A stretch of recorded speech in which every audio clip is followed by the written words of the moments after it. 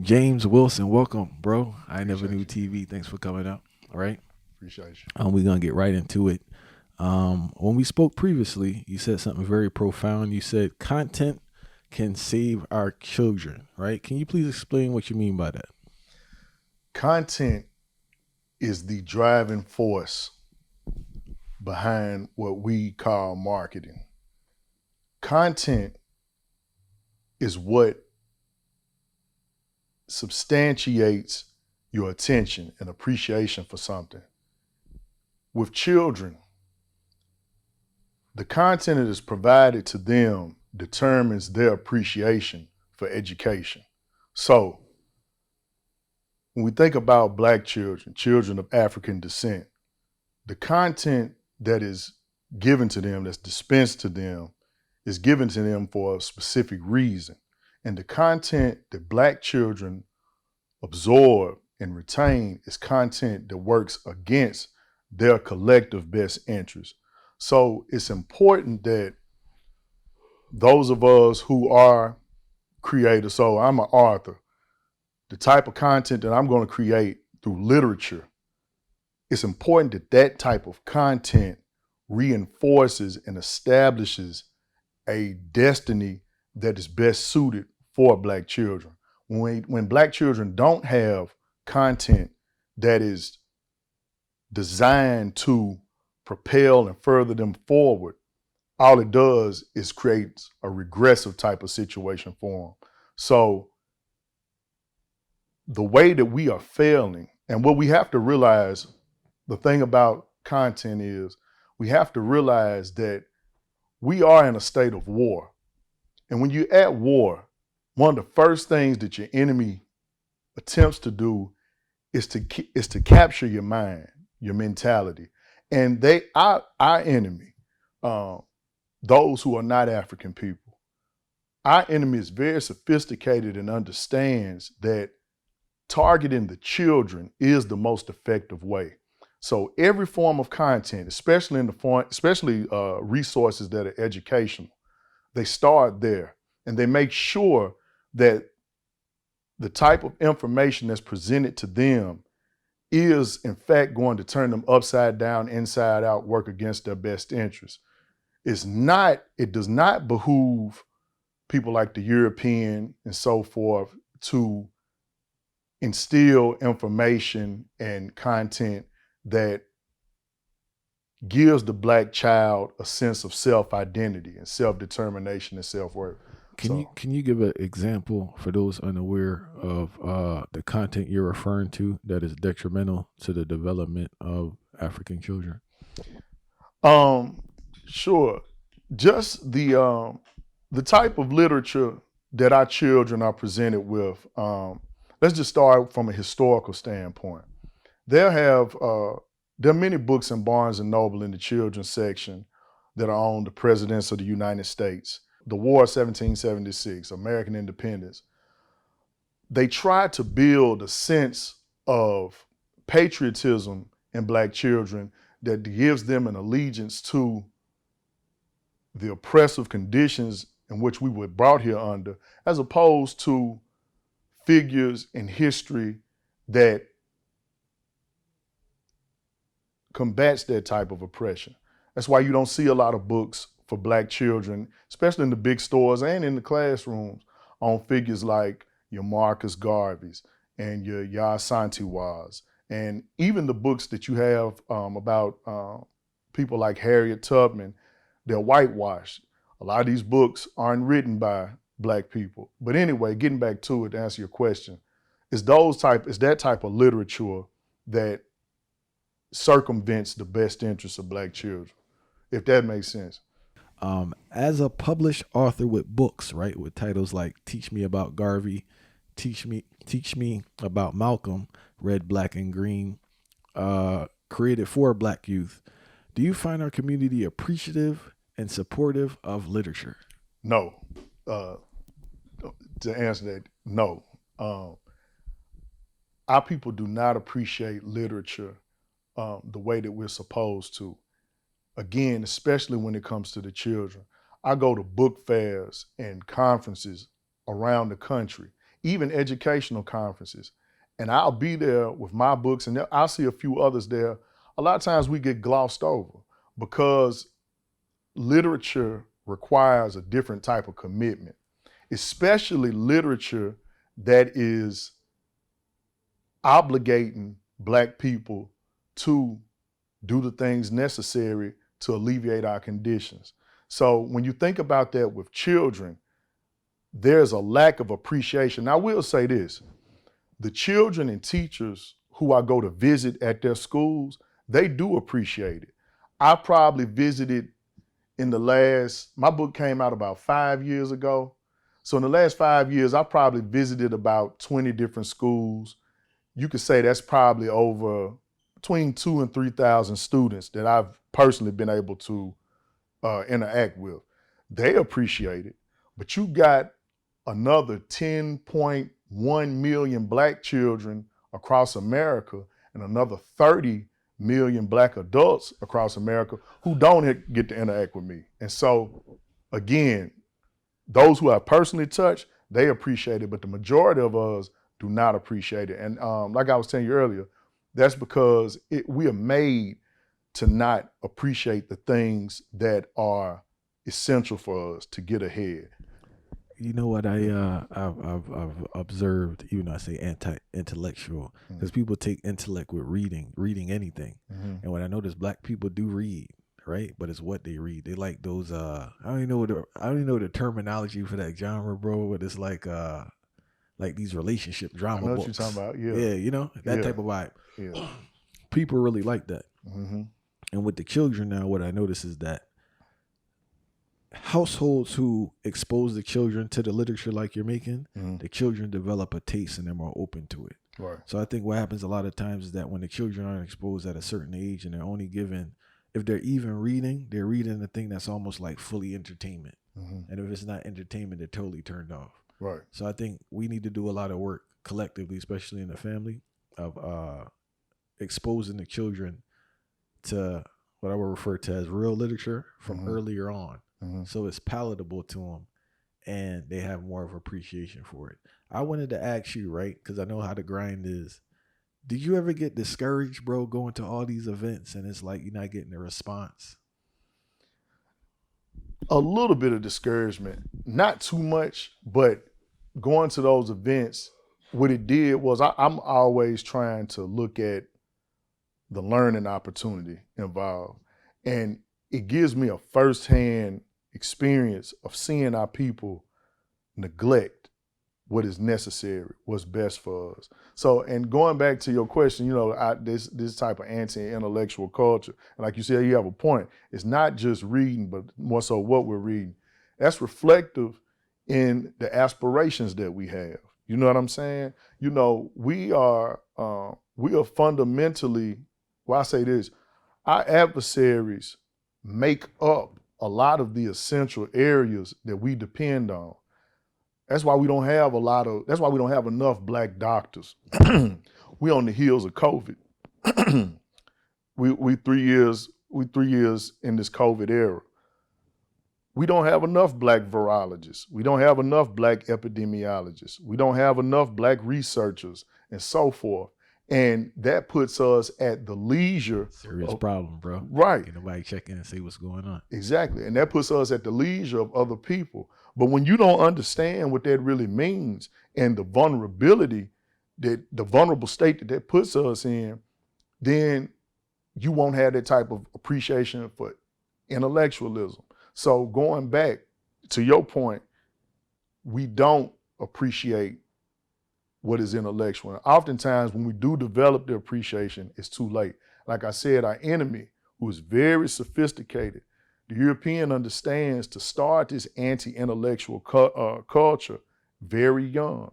That's why our aspirations and goals are that of things that are entertainment-based and athletic-based. You know what I'm saying? These children are a reflection of their parents. You know what I'm saying? So to reiterate that point again, we definitely don't value, we definitely have an anti-intellectual culture, and it's been cultivated and refined and perfected for 400 years. In defense, even though I view it as an anti-intellectual culture, in defense of our people, I think when you try to attain a goal through intellect, mind, it takes so much longer than the arts. And that's the discouragement, because we're like struggling already, especially financially. You want to get things as quick as possible, and you're already struggling. So like you don't want to extend the struggle, but that the attainment of that thing has a longer lifespan than the thing through the arts and the other things in the sports. That's true. I want to say this to that though. I said earlier, Dr. Khalid Muhammad said one time, excuse my French, I'm quoting him. He said, "God damn it, we're at war." When countries and nations and people are in dire straits, they act differently. They're not seeking to be so palatable. If they can, so be it. But if not, we have to get the business done. Otherwise, we can very well perish. If you look at China 60, 70 years ago in dire straits, I'm sure that they utilized the arts in some form or fashion, but they were dying. They were going through an economic deprivation that was crazy. So while, to your point, implemented with the arts and everything, that is very helpful. But one thing we're lacking understanding on is that we really are at war. There's a global effort against the progression of African people. And once we really realize that and grasp that concept, I think we will get a little bit more serious and still implement it through the arts and different means, but we'll be more serious in tackling what we have to tackle to advance ourselves forward. Why do you believe the majority of children's books written about black figures are written by white women?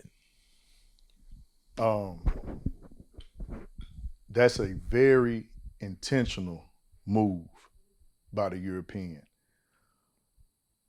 Dr. John Henry Clark said one time, the function of education is to be a proper handler of power. It's no mistake that the white woman is the curator of information for children. I've personally seen, there's a book on Kwanzaa who's written by a white woman. Ain't no book on Kwanzaa written by no white woman, bro. Children's book, bro, on Kwanzaa, written by a white woman. You got a children's book on Martin Luther King, written by a white woman. You have a children's book on Harriet Tubman. I can accept, because those are like, sanctioned heroes. I would accept. I got to look up this Kwanzaa. I'm not saying, I have to see it for myself. Listen, that's a good opportunity. That's crazy, bro. That's a good opportunity for you and the viewers. Fire, that's wild. Go look that up. They are intentionally cultivating the information that's to be dispensed to our children in their way. They are diametrically opposed to people like me and others writing and composing content for children that is truly liberating for their minds. For if that was to happen, if you do have a bunch of these books on Malcolm and Garvey and all of the others, Queen and Zinga and so forth, you are going to create a mindset in black children that is of rebellion. Too fired up, It's too focused. It's going to fire them up. And also, it reveals who their adversary is. It reveals to them they don't have any friends. It really is just us, and it'll make them want to take their problems into their own hands and to unite and to function independently of other groups. It's wild when you speak about this now. I think about public schools, specifically in inner cities, and how what do you want to call it? The faculty is majority white female. Now, I'm aware that school books are written by white females. Right. So I'm aware of that, right? I wasn't aware of this thing you put me on now, but one, they getting that female energy. I'm talking about the schools, right. The problem it creates. Uh-huh. They getting that female energy. It's not a balance with the masculine energy. I've been in an environment where it's so bad that they can't handle the masculine energy because they're so used to the coddling from the females. Mm-hmm. They can't even handle the energy from the black female that holds them more accountable because they're so used to the coddling of the white female. Mm-hmm. The issue comes into play now is that when you believe that everyone's gonna coddle you and make excuses for you and all this nurturing, that prepares you for destruction when you leave, because when you go into the real world, none of that's going to take place. And that's one of the biggest issues with public schools people don't speak about. There are many issues with public schools, but a lot of times it's the relationship between the teacher and the student and the lack of accountability. Now, I will say this, what also I learned, a lot of times they do that just to get through the day. They're not even thinking about the long-term effects of what they're doing. They're trying to make their job as easy as possible. The teacher or the kid? The teacher. Okay. You get what I'm saying? Yeah. So it's just like, I'm not really going to hold you accountable. I'm going to do whatever is needed just to keep you calm so we can get through the day. But you're not learning anything to thrive in life. Right. You get what I'm saying? Yeah. And another thing I want to say to that, you was talking about the coddling. This is why you see most black boys develop these emotional responses to complex problems. If they can't solve the problem, they react emotionally. It might be in the form of a temper tantrum, or it might be in the form of some type of outburst, or whatever it is. But that coddling nurtures and facilitates these emotional responses. All that does is create black men who exhibit those same emotional responses. You see what I'm saying? You can't be coddled. You can't take that, you talking about that coddling energy and that feminine energy. And of course, it's got to always be a balance. But somebody who's always been coddled, it's going to be hard for you to make it through medical school. It's going to be hard for you to make it through an engineering program. All the things that are necessary. Resilience. Exactly. So, like I was saying earlier, a lot of that's by design. They can't put you or me in front of these boys to teach them the right way, to teach them how they have to be taught, to teach them from an African male's perspective. Because again, that's going to create that resistance that they're trying to get away from. You know what I'm saying? So, yeah, that was a real good point with the coddling and what that actually creates. You know what I'm saying? Because black boys are the most unique males on the planet. And the type of education that they have to have is unique. And until we realize that, we're going to keep having these same cycle of problems. All these things that we comment on and criticize today, they start at 2, 3, 4 years old and so forth. So, yeah, that was an excellent point. And I want to say, too, listen to what you said, is that it's like a double, and I'm not attacking women, I'm not down in women. I'm just saying you need to balance, and a lot of people not getting it. But if you're being coddled at home by a woman and you're not getting that balance from a strong male, then you're being coddled at school by a woman, what will be the outcome? It's the same thing. And non-productiveness. You can't be productive to the capacity that the race needs you to be if you only getting that one side of the thing. You know what I'm saying? It's got to be balanced. And you do need the feminine energy. You need that, but you got to have the masculine. It has to be black African male masculinity present as well. You know what I'm saying? Not just in sports, in the classroom, exhibiting in the home, in the classroom, in the home. Exactly. Exactly. If the only time you getting discipline is on the court or on the field, that's the only time you're going to look to do it. You're going to think that's the only time that it's necessary. You know what I'm saying? That's a great point, bro. But I can lift weights. Listen, you made a great point, you know, because I played sports, and I always wondered why people who excelled at sports couldn't transfer that skill set outside of sports. And for whatever reason, they didn't understand the same effort and commitment they put into sports had to be applied to other things for it to work on that level. It's like it doesn't transfer. Like, they don't understand the amount of effort they put in that thing needs to be put in everything. Yeah. Like, they just don't understand that concept. I played sports too. And in high school I did football. We had a white football coach. And you taught discipline in the weight room, discipline on the field, discipline in the class to an extent that you just make a grade so that you can do this. This is you taught inadvertently, this is the type of discipline that supersedes that for your black self. You see what I'm saying? But it takes a different type of discipline in the classroom that we shy away from. You know what I'm saying? So now you get these boys who were athletes in high school, because it's only a, you know, only a dot of an eye of them are going to the NFL or to the NBA. So the rest of these boys who graduate high school, if they graduate, they undisciplined in the areas that it counts. Nobody ever taught them. Nobody ever taught them how to sit down and read, attack this subject matter, how to study in groups, how to develop these different habits to strengthen your mind. Only thing you know how to strengthen is, only time you know to be disciplined is in the weight room, on the field, or on the court. You know what I'm saying? And that's it. And that's reflective of a lot. That's reflective in a lot of the things that we see going on today. They just not learning the skills and held accountable to develop those skills. Mm-hmm. And being around a man to provide. That's the next thing too.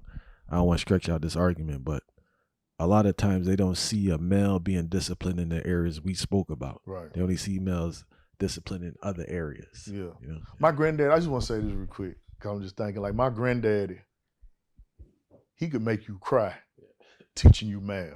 You know what I'm saying? He could make you, you'd be mad at him, but later on you see his help. You know what I mean? It wasn't fun in the moment, and you detested him in the moment and thought of every ungodly name to call him in that moment. But he got me through it, and he helped me develop a thought pattern on how to attack subject matter. I treat drinking water for a living, and to treat drinking water, you have to have a certification. Drinking water is very important, very entailed. One of the common things, and I work at a place that's predominantly black. One of the things they would tell us is, look, don't worry about the math on the test. Just make sure you get these questions, because you're probably not going to get the math. And I'm like, really? So anyway, I go in there, but I knew my math. So when I came back with my test results, they like, hey, you got almost all the math questions. I'm like, yeah. I'm like, it wasn't that difficult. But you talking about grown men who have completely abandoned the idea of attempting math. You know what I'm saying? Going back to it, that's why we don't have enough black engineers. That's why we don't have enough black biophysicists in all of these different areas. You know what I'm saying? So, yeah. It's facts though, bro. And I want to add one more thing too. Go Since ahead, you told bro. me about your grandfather, Yeah. I know that presentation was rough, but also it taught you to be able to filter information, which a lot of men don't get that experience in Right. the sense that it's how it's said versus what it's said. Mm-hmm. That's a big thing with people in regards to like how it's said, but they can't listen to information and apply it. It's more on how it's said instead of what it's said. Right. So that's a skill you were fortunate to learn, because Right. a lot of men don't get that. Going back to what you said earlier, Yeah. because that black man was in the home. You're talking about a lot of boys who don't have a father, let alone a father who knows math and enough to teach you how to approach it. You know what I'm saying? So yeah, I was very, very blessed and fortunate to have him. And you know, he's gone now. He died almost 9 years ago, but it's so many lessons that he instilled that are revealing themselves in my late 30s that I never could have appreciated. So yeah, shout out to him, man. Rest in peace, Daddy Thomas. Please share to the viewers that we spoke previously. Why do you think Dr. Umar Johnson is misunderstood by the black community? Dr. Umar Johnson, Dr. Umar Ifatunde. Dr. Umar is misunderstood.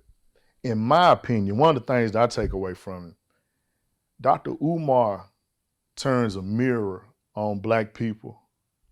And when he turns the mirror on black people, you get to see, not calling us ugly, but you get to see the ugly truth of our condition. And you also, and what's equally as offensive to a lot of us is, you don't see the white man beside us. You don't see the LGBT beside you. You don't see the feminist beside you. You don't see this and that beside. It's only you. Dr. Umar is letting you know, what he communicates to us that I see, that I correlate to be a lot of those negative responses is, he's showing you that you in this all by yourself. It's only us. We only have us to depend on. And he's a masculine man, and he's very assertive because he's highly intelligent. We don't like that. And see, here's the thing about that. When you see somebody who's highly assertive in their intelligence and they putting black people first, they telling black people, hey, it's us first and foremost, and this is how we do it. We do it by ourselves. We don't like that. That contradicts everything that we've learned K through 12. You know what I'm saying? We live in a country that charades around equality and multiculturalism. And Dr. Umar shows you that, hey, this is a farce. And not only is he doing that, he says, listen, we need a school. We've got to attack special education, do all this. And he commits himself in a way that warrants that type of adversarial response. You know what I'm saying? If I'm making sense. No, continue. So Marcus Garvey in the Philosophy and Opinions, he was talking about how he gets a lot of criticism, how he was getting a lot of criticism from his own people. And he was saying that the reason that was going on is because he was being called a fraud and scammer. He was saying the reason that happens is because a lot of them have that type of mindset. That's the mind that they would naturally function with. Projecting. Exactly, projecting. So a lot of the people who have things to say about Dr. Umar, calling him a fraud and a scammer, is because they naturally function like that. I deal with people like that every day, even in my personal life, who've attacked me and attacked loved ones of mine and called us frauds and scammers. But in reality, they're projecting how they would think. Untruths dispelled, but that's how they think. So I believe that's a lot of why Dr. Umar is misunderstood. I want to say one last thing. This is the main thing. I won't say anything else. Self-hate. Self-hate. When you don't have that natural love for your African self and your black self, you will hate a Dr. Umar. That's strange to hear somebody that who advocates for your best interest first and foremost and beyond. It's strange to you. And so, like they say, you'll naturally hate what you don't understand. So I believe self-hate is at the root of why we don't understand Dr. Umar. But I have been to his school. I went once when he had the block party. I sat up there, and me and my son even had to go inside the school because he had to use the restroom. So, it was an unofficial tour, but I was able to see the facilities. It's very real. And all it takes is, a few clicks if you're really trying to see if it exists. The thing I don't understand is that I've spoken to Dr. Umar in private, right? Mm-hmm. In regards to the only issue I had in regards to his approach to it, mm-hmm. that's between me and him. Mm-hmm. But the whole vibe is that the thing I don't understand with the accusations against the man is that the school is there. Right. That's the thing I don't, you know what I'm saying? And like things take time, especially how he's doing it. That's the thing I don't understand is just like, bro, I have a project I've been working on for 6 years. Yeah. And I'm nowhere near done. Right. I guess if it was public now, like things take time and so many things come up. Right. Especially when you don't have the funding to finish it. Yeah. I mean, and that's another thing. And he talks about that. He's very unapologetic when he talks about it. But like when you don't have stuff going on, you're a person who's never taken on a project or taken on an endeavor, you won't understand that. And it will say, your natural reaction is like, oh no, he lying. And then like, what's the saying? Who wants to hear the truth when the lie is more entertaining? You brought up a great point, and I bring this up. I speak to my Bridges about this in regards to. That's why the environment you're in is very discouraging. I'll say this: if you're a progressive person, you're around people who haven't really done much. Mm-hmm. Their time, their schedule for completion is totally unrealistic. Right. And they put so much pressure on you, start to criticize you, and start to discourage you because you didn't accomplish that thing in this moment. And we all know when you try something, it takes a very long time. We don't know. We just trying and we continue to work. We don't know when this thing is going to be finished. Mm-hmm. But they think that it's like, I have this idea. Yes, I have a date set for June. June has passed. I'm not done. Mm-hmm. I have a date for January next year. Right. It's not done. I'm still working on it. Right. But I think that's one of the biggest reasons. Yes, I think Umar could have did a better job in regards to certain transparencies and communication. But outside of that, I just think it's a grateful thing with the people, tell you the truth, and they want to see the brother fail. Right. That's more than anything. You hit it, the grace thing. that we are number one in not extending grace to our people. We don't extend any type of grace where it counts. You know what I'm saying? Even like the black, I'm sure you heard that conversation with black businesses. Well, now I don't go there because such and such. Well, I can't deal with black businesses because it's a long list of reasons why. You know what I'm saying? And it has to do with their grace. I got a nonprofit and I'm trying to develop an African Center scholarship. That's been going on about 3 years. One thing I inadvertently learned from the good brother Dr. Umar is I try not to disclose too much because I don't ease off the pressure. Right, it keeps pressure off of me, and the scrutiny. That's a whole nother thing. So, but yeah, and that's taking me 3 years, and that's just a scholarship. You know what I'm saying? Let alone you talking about a school. But that man has 2 buildings. He's talked about he's recently finished the renovation and everything. That's something we should be excited about and championing right through here. It's I don't know. It is what it is, and I can't fully blame my people because they are trained to have that mind frame. Right. But it is discouraging. But I wish your brother the best. I do too. And I look forward to when, the thing is there. And I hope that when the thing is there, I don't know what people are going to say. Mm-hmm. What's there to say now? I hope they support. Yeah. But it only take a few of us. Yeah. As long as it only takes a few. I grew up in the church. They say, well, 1 or 2 are gathered in my name. So as long as there's a few of us, we can build upon it. You know what I mean? We stand a lot to gain from just a few of us who know and appreciate and committed. And I will say this too, man. When you look through the comments on Dr. Umar, majority, I would say 95 to 99% of the negative comments aren't based on what he's saying. Mm-hmm. It's about the school, bro. Yeah. And maybe you got maybe you have more insight. But sometimes I wonder, I'm like you, it's there. You see it. If you really want to know if it's there, all it takes is the click of a button. It's like, you think they sent?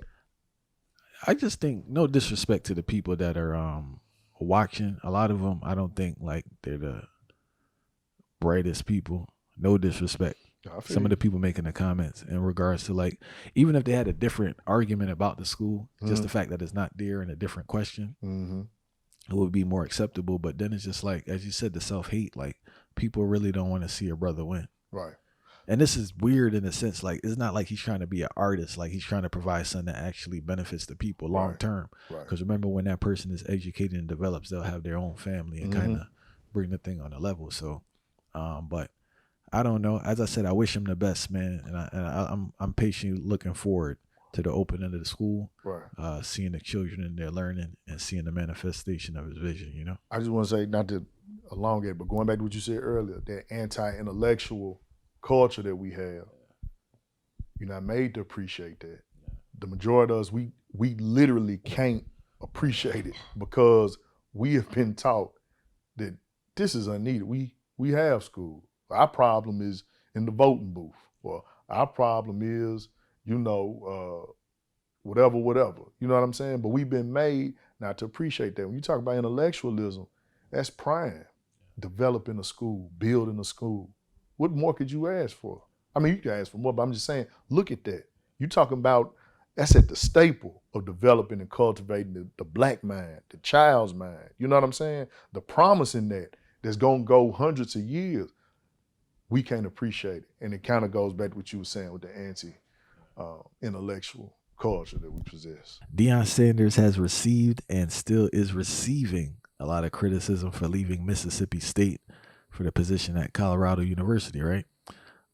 As a person who attended a HBCU, do you believe the criticism towards Deion Sanders is fair or unfair? That Deion situation is, I don't even know if I'm thinking about it in the terms of fairness, but we're approaching that all wrong. First and foremost, Deion Sanders, the type of mindset that some of us expect him to have, is somewhat similar to Malcolm X. Deion, from the time he stepped on the football field as a player, has put on a show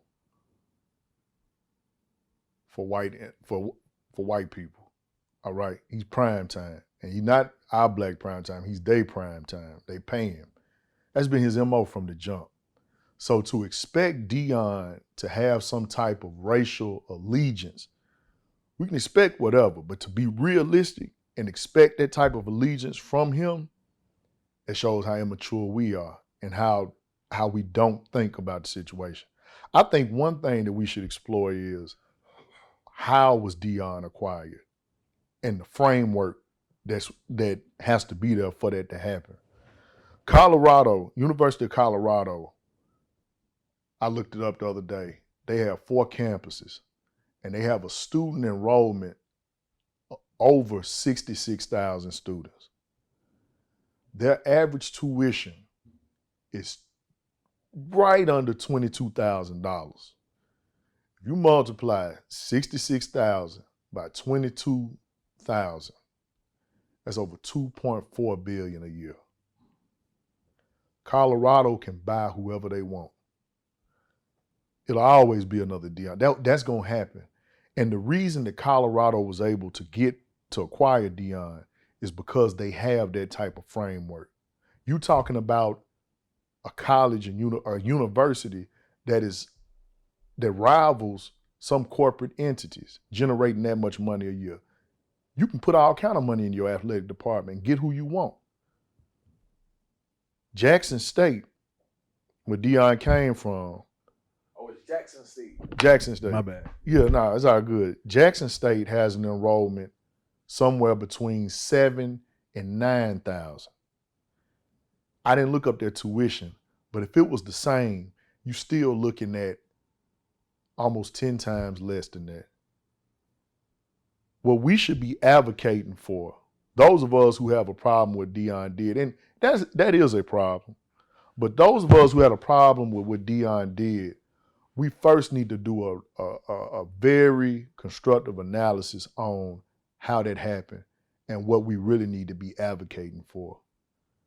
If your college or university ain't built around academics first, and you're not seeking to build these different fields of study, you'll always lose a Deion.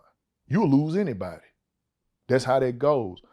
We thinking that we're gonna build an athletic department around top tier coaches and all that. It doesn't happen like that when you don't have a college and university that's up to par to rival when it comes to not just enrollment, but just academically. You have to center your program around that first. We need to be advocating for Jackson State, Tennessee State, where I went to school, Bethune-Cookman, Florida A&M, Southern University. All that. We have to advocate for them to build up academically first. To hell with the athletic department right now. Yeah, still have it, and we're gonna support our boys who do it, but we have to build these schools up to give us a professional base of graduates, so when they come out into the world, they can compete in the areas where it really matters. Colorado, Ole Miss, Alabama, whatever school you want to name, they'll always be in position to do that because they're centered around the academic institution first. That's built up. They generate money that way. And what we talked about, what I just highlighted with those numbers, that's just on tuition and enrollment. We're not even talking about the alumni who give back. We're not even talking about the other programs that they have to generate revenue. So the Deion Sanders thing, we having the wrong conversations. What we need to be talking about is how do we put our black schools in position to build up academically? And then if and when we want to pursue higher levels in sports, how we can retain and maintain, a Deion Sanders and so forth. So are you saying that the alumni money from high-performing academics students would surpass money generated from athletics on that level? Because I know on the bigger level, I think that athletics is, I'm not sure, but I would guess the athletics departments are generating more money than tuition and alumni. I'm not sure. I'm just putting it out there. But on a smaller level for the HBCUs, you feel that the focus needs to be on generating alumni that can donate. the alumni and recruiting. Listen, we talk so much about sports recruiting and who's coming to this school for this sport and that sport. We all wrong. What we need to be advocating for is, hey, Jackson State, how are you going to double your enrollment? Can we set a goal, Jackson State, Tennessee State, FAMU, can we set a goal to double our enrollment by aggressively pursuing our young black scholars who are in high school? Can we develop some recruiting programs that are going to aggressively pursue them so that we can build an academic base and student body so that we can rival them? And not even just to rival them, but so that we can be in position to create the type of professionals that we need to go out into the world to rival our adversaries globally. You see what I'm saying? We are so fixated again. Bro, I think you set the tone for this conversation with the anti-intellectual thing. We are so driven by the things that mean least in the long term, least. You can't tell me the top 5 student athletes that came out of Alabama in 2005. And if you can, it doesn't matter. Or who came out in 2015 or 2022, it doesn't matter. These things are meaningless. You have China, Russia, nations who are circling the wagons around this country, who are out competing this country, who very well one day may be the say-soers of the global climate. This should be the least of our concerns. But since this is the conversation, we have to be focused on building our HBCUs up academically. And one thing, when I had a conversation with Dr. Umar, he dropped something that I hadn't thought about realistically. He was saying we might have to develop new colleges, new black colleges and universities. But we are in dire need, and we have to focus on the things that matter, especially academically, as opposed to the sports. You will never be able to retain a higher level, a top tier coach if you don't have the academic infrastructure there first. It's going to always fail. The bottom's going to always fall out if you don't have the foundation set up correctly. So that Deion Sanders thing, that's a phenomenon that's going to keep replaying until we decide to be serious about building our higher institutions of education up academic-wise first. What's your thoughts about HBCUs? HBCUs are one of our greatest hopes. That's still one of our treasures that if we use it the right way, it can provide us a reality that is best suited for us. You said, you said something about PWIs teaching you how to relate to white people or interact with them? HBCU, due to the student body, there's not a lot of white people there. Right, but when you go into the workforce, there is a lot of white people. Right. So like it seems like that culture shock in regards, because different coaches go about life in totally different ways. Right. And I'm pretty sure you're aware of this, right? Mm-hmm. So like, is that a benefit or a detriment when you don't get that interaction? No, it's a benefit. And the reason I say that is because the white man respects the Chinese man who comes from China, who doesn't know anything about him, who hadn't been trained formally on how to relate to him. He respects the Japanese. He respects the Arab. He respects other cultures. What he doesn't respect are people who try to assimilate his culture. One thing you hit on this, I want to go back to it. The HBCUs don't teach from an African-centered perspective, which is to our detriment. If you go to most HBCUs, bro, and this is what's sad, many of them don't have an African studies department. And the ones that do, a lot of them don't offer it as a major. And then the ones that do offer it as a major, I think it's a handful of them. I know FAM and Howard, and there's probably some more. But the ones that do offer it as a major, it's not a requirement. African studies is a fundamental course that should be required at every HBCU. And the fact that they don't have that at every HBCU, that is to our detriment. I was talking earlier about me wanting to do that scholarship. It's to incentivize students to take on African studies as a minor and major so that you can grow the department, to create a demand for it. But yeah, that's true. Our HBCUs don't even, that's not even mandatory at the HBCUs, which is to our detriment. So when we do go out, if you come out with a degree from Fisk or Tennessee State or Southern University or Grambling, you didn't come out with an African-centered experience unless you elected to. You came out with an experience that mimics the PWIs. It's immersed in some what you would call black culture. You know, the pep rallies and the homecomings. Those are our thing, you know what I mean? But it don't mean nothing. Like how we were just talking about the athletes. I can sit up and tell you all about homecoming of '08. It don't mean nothing. You know what I'm saying? But I can also tell you what I learned in my Africana Studies class. The first time that I heard, as Africa goes, so do we. I can tell you about that, but most people that go to HBCUs can't tell you that because African Studies isn't mandated. So going back to that, that's to our detriment. Our HBCUs, and one thing that I really believe, and I had posed this in the conversation, I believe our HBCUs, in a recruitment effort, we need to utilize the diaspora. Maybe create some initiatives for Black Brazilians and Black Jamaicans and Haitians and those from Dominica and Dominican Republic and the continent. We need to incentivize enrollment from there, and that'll help them get student visas and stuff like that. But we definitely need to utilize our diaspora in recruitment efforts to help build these HBCUs and create a newfound African culture around them.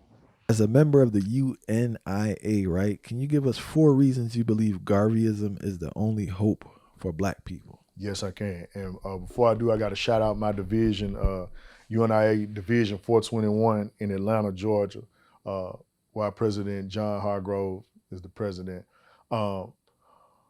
The 4 areas of Garveyism that I would say would be most meaningful to us would be, number 1, it would be self-determination. A people who ain't self-determining is whoever another people says they are. Your aspirations and what you seek to accomplish will be that which other people set forth for you. So self-determination, especially starting with the children, is key because we have to make it realistic to our youngsters that we are the say-soers and we are the ones that have the say-so over our destiny. The second one I would say is do for self. That involves an element of pride that Marcus Garvey brought that I think hadn't been seen since. But do for self, it should be something that you hang your hat on, collectively doing what's best for your African interests. The third one I would say is self-love. One thing Marcus Garvey did that some of those who came from his movement also emulated was he sold Black love back to African people. If you think 100 years ago, we probably can't think, but 100 years ago, 100 plus years ago, when our great-great-grandparents were alive, they didn't value being Black and African. They were trying to assimilate as best they could just to get by, just to survive. Then you get this man who comes and tell you, hey, you're an African person and you belong to a geography beyond here that was great before this and can be great again once we return it to prominence. You have to have that. None of it means anything if you don't value yourself. Going back to our initial topic on content and how it's the driving force in marketing. Marketing essentially is creating value. And what Marcus Garvey did was marketed Africanness back to Black people, showed you your self-worth again, showed you your importance again, your rightful position in the world. That's key. And that should be taught at the youngest of levels. As soon as the babies are able to speak, that has to be taught to them. The fourth thing I would say is for Garveyism is Africa for the Africans, those at home and those abroad. As you know, he borrowed that first part from Martin Delaney. But Africa is our biological place of belonging. Everything about Africa was cultivated for our sheer existence on this planet. So when we're teaching our children that they belong to somewhere that is so valuable to the planet, and that one of their life goals has to ultimately be to return that place to its rightful standing, you will see a people that will culminate those other three that I just talked about. You'll see a people who are self-determined. You'll see a people who want to do for self, and you'll see a people who are in love with their self.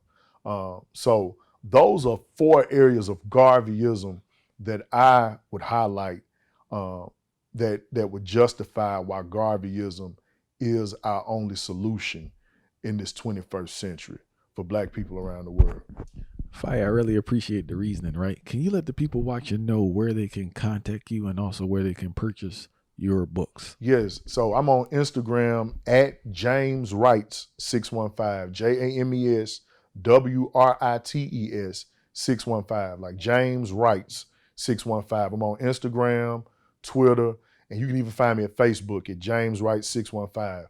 My website is mrbookshelf.com. M like mama, R like Ruby, bookshelf.com. And I also have a new YouTube titled Black Top 5. All one word, Black Top. And then instead of spelling 5 out, it's the number 5 followed by IVE. And we're trying to bring conversations, not your typical conversations, but conversations centered around true empowerment and goal, and conversations that are goal oriented. So that we'll have something, at least topics of discussions to build upon for the future of the Black race. All right, we give thanks.